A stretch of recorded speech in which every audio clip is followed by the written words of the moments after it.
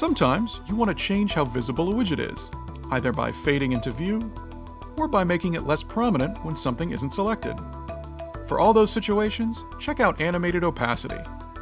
First, wrap the widget you want to animate with an Animated Opacity widget.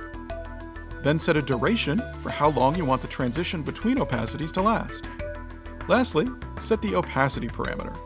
To see this animate, you'll probably want to make that parameter controlled by a variable that can be changed by something like a setState call.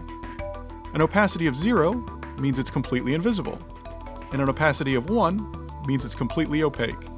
You can also set it to any value in between. The curve parameter controls the rate that the opacity transitions over time. Animated opacity is an implicitly animated widget. If you modify the opacity value, it animates for you.